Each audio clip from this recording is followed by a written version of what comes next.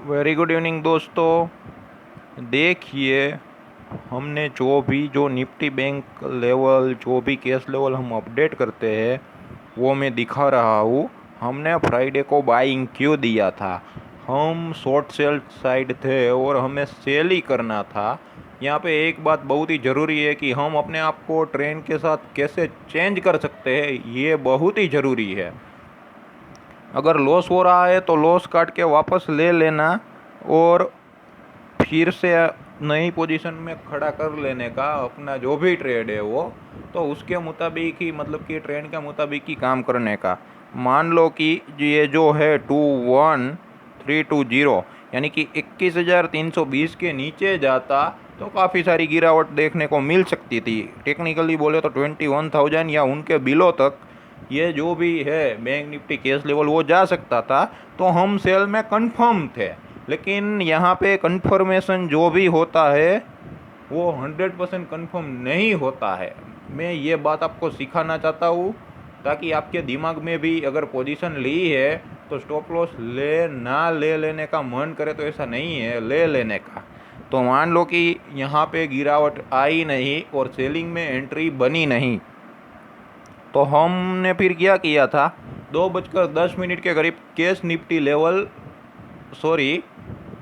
Bank Nifty level हमने bye दिया था। जैसे कि ये आप ये देख सकते हो, ये यहाँ पे जो कैंडल बाहर आई तो मतलब कि बाहर की साइड उसने ब्रेकआउट दे दिया। अगर वहाँ से भी स्टॉप लॉस हिट होता, अगर नीचे जाता तो स्टॉप लॉस ले लेने का और शॉर्ट सेल कर देने का था, ठीक है। लेकिन वो पोजीशन नहीं हुआ और स्टॉप लॉस भी नहीं कटा। अगर मान लो कि सेलिंग में भी सही नहीं हुआ, बाइंग में भी सही नहीं हुआ, दोनों साइड स्टॉप लॉस हिट हो गए मान लो, तो ले लेने का। तो उनसे क्या है कि मिनिमम लॉस होता है, नया दिन तो फिर आने ही वाला है।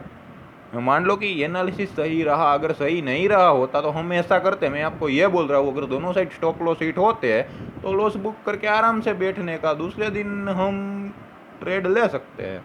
लेकिन क्या है कि अगर एनालिसिस सही रहता है ना तो गलत काफ़ी कम होता है। जैसे कि आप जानते हो, तो हमने यहाँ से बाई दिया था तो वहाँ से काफ़ी सारा अप मूवमेंट आया था, वहाँ से गिरावट आई थी। लेकिन क्या है कि वो जितनी भी गिरावट नहीं आई थी स्टॉप लॉस ले लेना पड़े, ठीक है। तो क्या है कि नियर अबाउट 3:05 कर वहाँ पे एक अप साइड मूव दी थी और चलाया था और काफ़ी सारे पॉइंट मिले थे।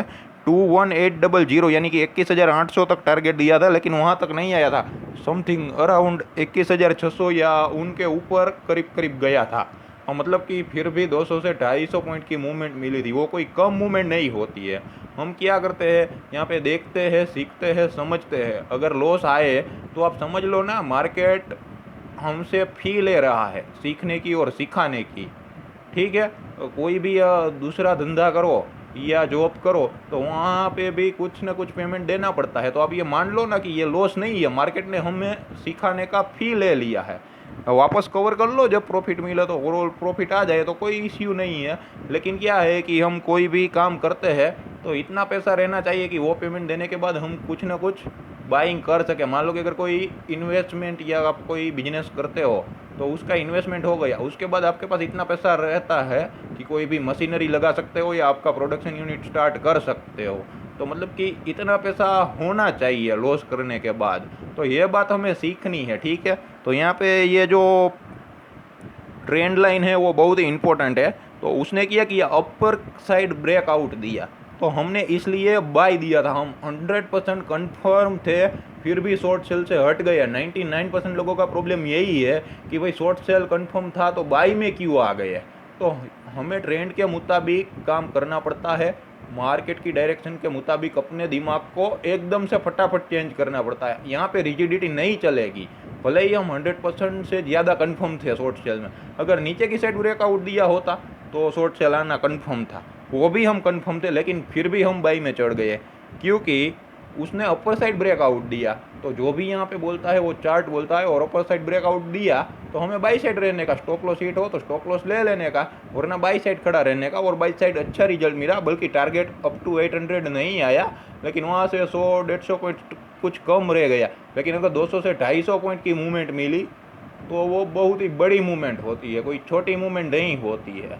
आप यह समझ सकते हैं, ठीक है। और सेकंड हाफ में 3 बजे के करीब या 2:30 बजे के करीब 2:10 ये जो घड़ी भी लगाई हुई है, तो उसमें क्या है कि उसके बाद की आप मूवमेंट अगर चार्ट खोल के देख लो ना, तो आपको समझ में आ जाएगी। आप 1 मिनट, 3 मिनट, 5 मिनट या 15 मिनट तक के चार्ट दे सकते हो, तो आपको समझ में आ जाएगा ही कि कैश बैंक निफ्टी लेवल ने कैसे मूव दिया और कैसे हमारा सही रहा। तो उसमें क्या है कि अगर स्टॉप लॉस हिट होंगे तो 3 से 4 स्टॉप लॉस हिट होंगे, लेकिन एक टारगेट कवर होगा तो चारों स्टॉप लॉस भी आपके कटे हैं वो लॉस भी कवर हो जाएगा और ऊपर से आपको अमाउंट देकर जाएगा। तो उस हिसाब से सोच कर समझ कर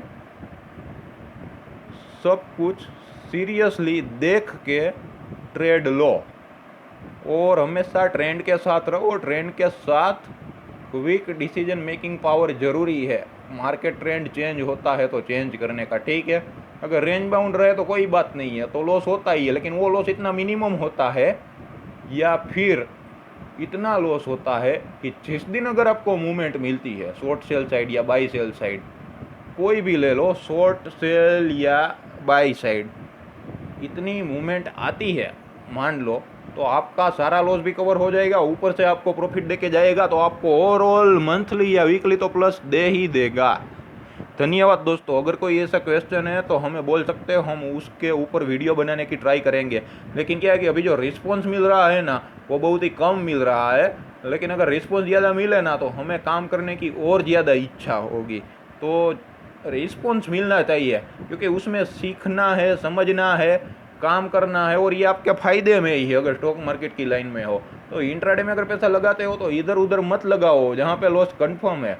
प्रॉफिट लेने का ट्राई करो ना, उसमें भले ही लॉस आए, लेकिन ट्राई क्यों नहीं करते हो? ऐसे पैसा गंवाने के लिए ही नहीं है, वरना क्या है कि कैपिटल साफ हो जाएगा तो ट्रेडिंग नहीं कर सकोगे आप। ये बात तो तय है, लेकिन ये बात कोई समझता नहीं है।